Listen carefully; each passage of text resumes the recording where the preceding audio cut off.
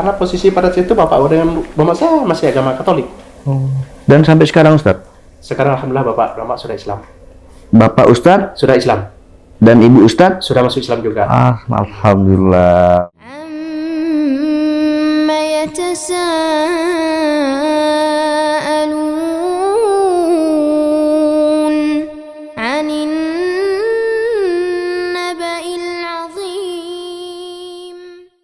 Orang tua ini tidak boleh Ustadz ini masuk Islam. Iya. Ya. Dan sekarang malah orang tua masuk Islam. Iya. Itu bagaimana ceritanya?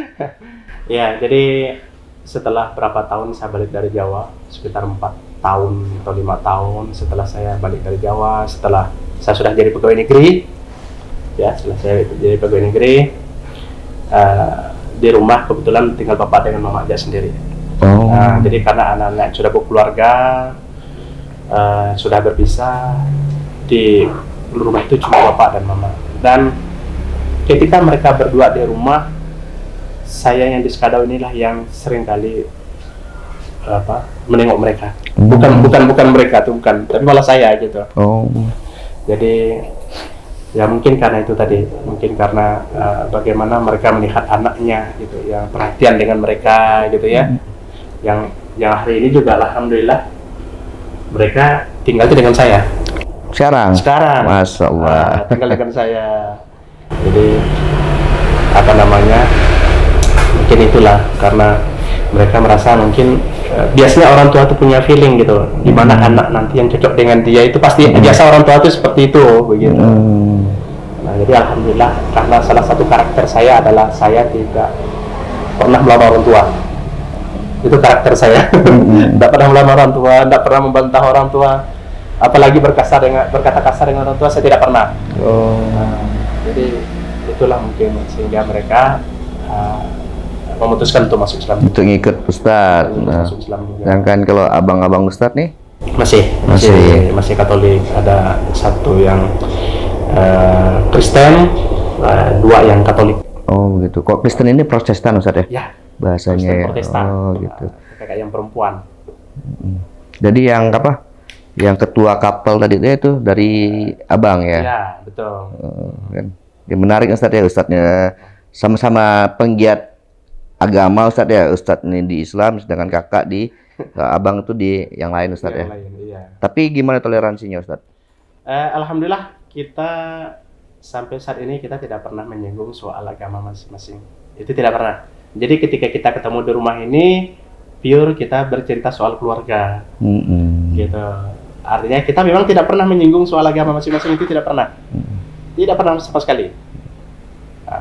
Jadi saya juga mungkin saya tidak perlu menyinggung karena memang saya dasarnya dari sana, gitu ya. Jadi bagi saya tidak perlu saya menyinggung lagi, begitu. Nah sebaliknya abang juga dia tidak pernah juga bertanya soal Islam itu bagaimana, dia tidak pernah tanya.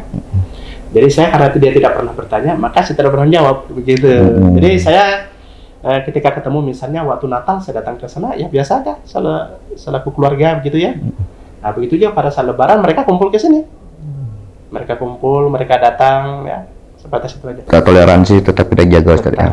Karena toleransi itu bagi saya adalah satu, kita mengakui perbedaan dan kita memang berbeda begitu. Jadi kita mengakui perbedaan dan kita tidak memasuki hal-hal yang wilayah yang berbeda, gitu. Silakan aja, gitu. Jadi itu. Jadi alhamdulillah semua toleransi itu kita terjaga dengan baik. Alhamdulillah. Nah, tadi Ustadz ada cerita satu keluarga ini masuk Islam. Ya. Itu di kota Skadau atau di pedalaman Ustadz? Sekarang dulunya di ini. Di pedalaman. Dulu di pedalaman, tapi sekarang mereka sudah pindah ke Kecamatan Pauk Sintang. Oh, Sintang. Jadi ceritanya dia masuk Islam mereka nih, satu keluarga ini gimana? Nah, kalau cerita dulu itu sebenarnya dulu itu ada abang dia yang mau masuk Islam, saya dengar tuh, karena abangnya dulu sekolah di Skadau.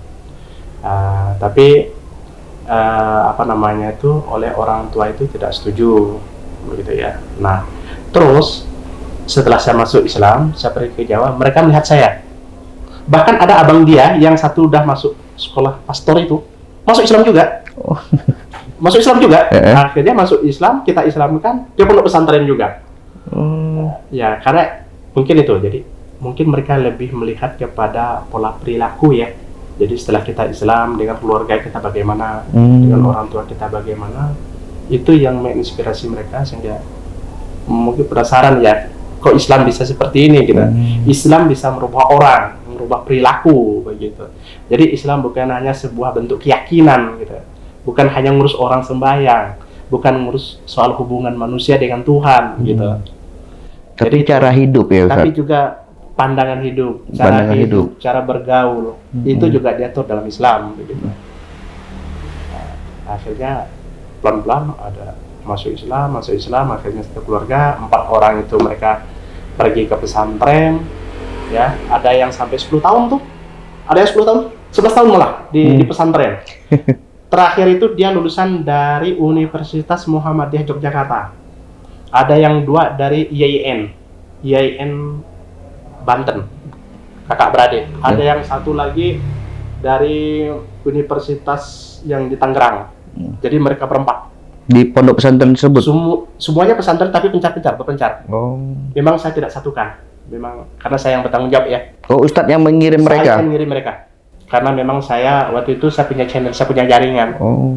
Jadi alhamdulillah anak-anak mualaf yang kita kirim dari sini yang bawa kita ke pesantren di Pandeglang, ya kalau soal biaya paling hanya untuk biaya mereka beli pakaian, beli buku, beli kitab saja gitu ya. Tapi di pesantren itu mereka tak bayar. Oh. Gitu. Jadi itu bersyukurnya begitu.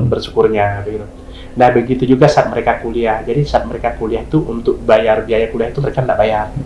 Hanya bayar soal buku, soal pakaian, hanya itu aja. Dan mereka cari sendiri uangnya tuh bagaimana itu? Beli. Ya kebetulan dulu itu kita ada beberapa kawan juga, mungkin adik juga tahu ya, dulu ada beberapa kawan kita dulu dari sini juga sering mengirimkan juga ke sana. Oh, ada donaturnya. Ada donatur juga dulu. Sekarang ini yang peduli yang dengan mereka begitu. Terus Ustadz, tantangan berdakwah di Kabupaten Sekadau dan di pedalaman di Sekadau ini, tantangannya apa sih? Ya, salah satu tantangannya bagi kita adalah kita belum mempunyai sebuah gerakan yang bersinergi gitu ya di antara kita semua gitu. Kita masih pada sebatas bergerak secara nafsi-nafsi sendiri-sendiri begitu. Jadi belum ada lembaga yang fokus untuk mengurus, karena persoalan dakwah ke mualaf ini paling tidak saya melihat tuh kita bagi 3. Satu atau bagi 2, misalnya satu kita kepada anak-anak mualaf yang anak-anak ini, sejatinya mereka yang masih anak-anak ini harusnya kita dididik mereka. Anak-anak maksud gini Ustadz, mohon maaf. Anak-anak mualaf Ya. maksudnya dia ini masuk Islam dari kecil. Dari Ya. kecil. Orang tuanya berbeda masih. Berbeda. Oh, itu banyak di sini. Ada juga. Ada ya? Ada. Nah, itu pengalaman saya dulu ketika saya mengirimkan mereka ke Jawa. Oh. Bagaimana mereka masuk Islam, tamat SD, bapak mamanya masih Katolik. Itu keinginan anak itu sendiri. Anak itu sendiri. Dan orang tuanya ngizinkan nggak? Ada yang mengizinkan. Ada yang ngizinkan. Ada yang tidak. Ada yang juga tidak. Oh. Nah, jadi yang tidak itu mungkin terkait dengan masa depan mereka. Nanti bagaimana? Siapa yang ngurus mereka? Siapa yang bertanggung jawab? Begitu. Nah, terkait dakwah di sini khususnya kepada kawan-kawan kita yang baru masuk Islam atau mualaf ini, paling tidak itu ada 2. Itu tadi yang mereka belum menikah, yang mereka masih lajang, yang mereka usia pendidikan, maka itu harusnya mereka sekolahkan. Mestinya harus mereka sekolahkan.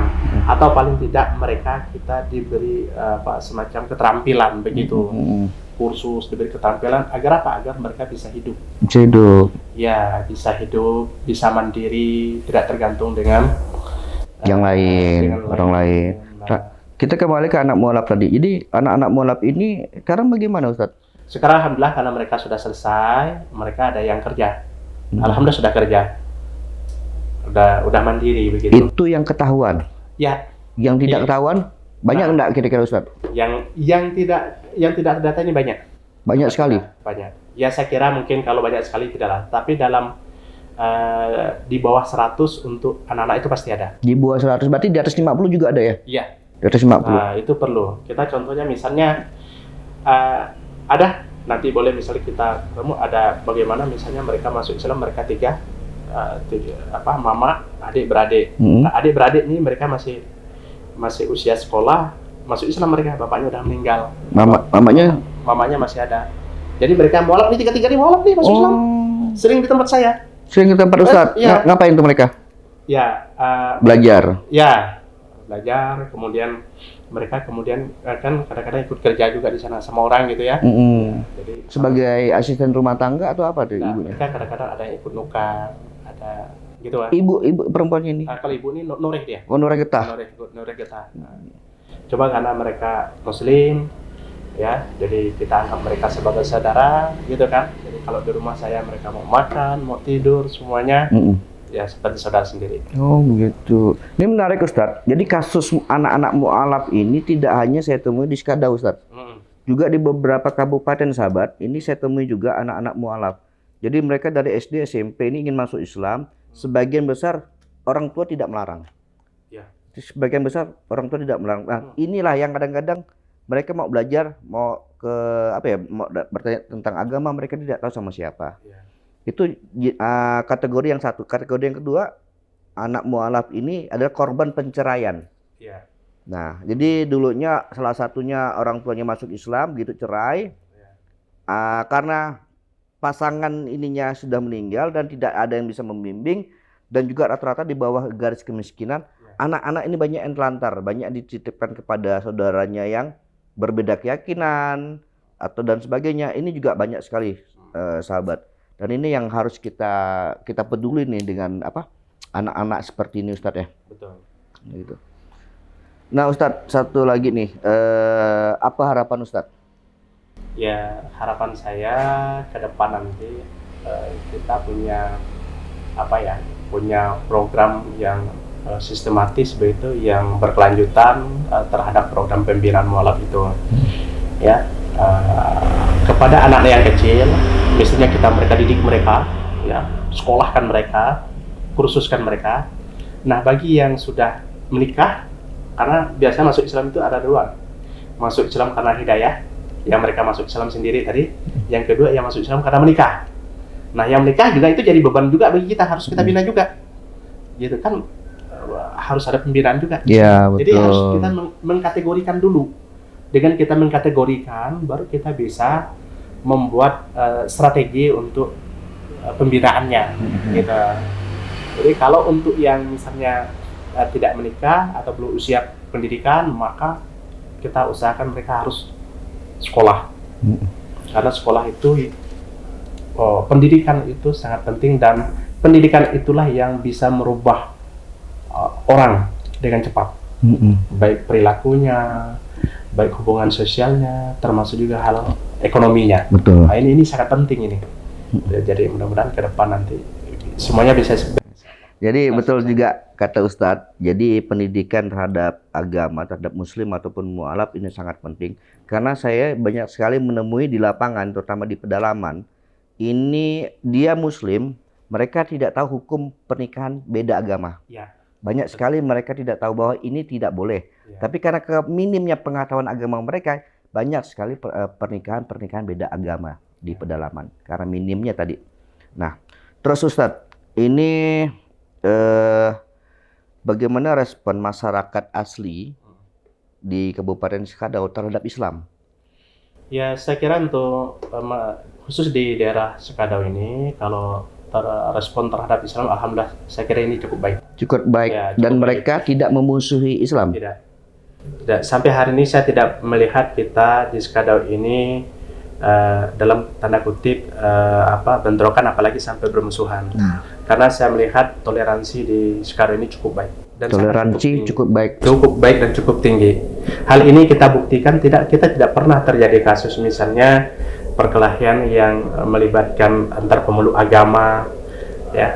Kita juga tidak pernah melihat misalnya bagaimana kawan-kawan kita yang di non-muslim mau mendirikan gereja dihalang-halangi. Kita tidak pernah melihat ada masjid mau didirikan dihalang-halangi. Di Skadau tidak ada. Belum pernah ada. Ya. Saya kan fakir tentang ilmu agama Ustadz. Ya. Betul nggak nih Ustadz ya? Saya pernah mendengar dan membaca mu'alaf ini tidak hanya disebutkan ataupun diberikan kepada orang yang baru bersyahadat. Betul. Tapi kata-kata mu'alaf ini bisa diberikan kepada non-muslim yang hatinya condong kepada Islam Ya. dan tidak memusuhi Islam. Ya. Inilah namanya mu'alaf juga, Ustaz. Betul nggak, Ustaz? Betul. Dan apakah mereka layak menerima zakat, Ustaz? Kalau zakat, saya rasa mungkin agak jauh ya. Tapi kalau soal infak yang lainnya, Boleh. ya. Kita coba lihat di tulisan Dr. Yusuf Qardawi ya, di tentang hukum zakat itu ada bukunya setebal gini, hampir 1000 halaman. Yusuf Qardawi itu menjelaskan tentang kategori mu'alaf itu. Nah, salah satunya itu tadi itu. Salah satunya itu. Jadi kalau soal zakat itu memang ada ulama yang berselisih soal itu kepada orang yang non-muslim tetapi hatinya cenderung kepada Islam begitu. Nah, kalau memang penerimanya sudah di muslim ini sudah dapat semua, maka mereka diperbolehkan untuk dibagikan zakat. Jadi zakat ya, tapi kalau infak dan sedekah itu bebas. Bebas kepada siapapun. Ya, bebas kepada mereka. Dengan tujuan syiar dakwah Islam, Ustaz ya. Betul. Betul. Nah, gitu. Karena zakat ini memang dia ada kategorinya tersendiri begitu. Jadi ternyata kalau kata Yusuf Qardawi itu mu'alaf itu bukan hanya orang masuk Islam saja, tidak. Bahkan seorang pemimpin muslim, dengar ya. Seorang pemimpin muslim yang dia dengan kekurangan ilmu dan kekurangan keyakinan terhadap agama muslim dan dia dekat sekali dengan orang non-muslim, dia khawatirkan dia terbawa ke sana. Seorang pemimpin nih, dia juga dikatakan mu'alaf oleh Dr. Yusuf Qardawi. Yusuf Qardawi. Ya. Jadi Islam yang KTP, maaf saya, dia Islam dari kecil, tapi tidak dia tahu Allah Tuhannya, tapi tidak mengenal Rasulnya, tidak tahu sholat, tidak tahu wudhu, tidak hafal Al-Fatihah. Berarti termasuk kategori mu'alaf juga, walaupun dia Muslim. Terus ini Ustaz, satu lagi, karakter unik di Kabupaten Sekadau tadi Ustaz mengatakan toleransi yang cukup tinggi dari dengan non-Muslim dengan Muslim. Dia tidak memusuhi Islam. Dan mereka ini yang tidak memusuhi Islam artinya bisa juga kan dikategorikan mu'alaf? Ya, jadi kan kita tinggal lihat kecenderungan ya. Tinggal kecenderungan. Jadi kalau kecenderungan itu kita bisa lihat kalau misalnya dia dia misalnya seperti kita pernah menemukan kasus misalnya orang ini dia non-Muslim tapi dia jarang beribadah. Ketika suatu saya tanyakan misalnya kenapa dia kurang yakin begitu. Lalu tapi dia masih ragu dengan Islam. Di sana juga dia ragu. Di sana dia juga ragu. Nah, di tempat lain dia ragu, di Islam juga ragu. Iya.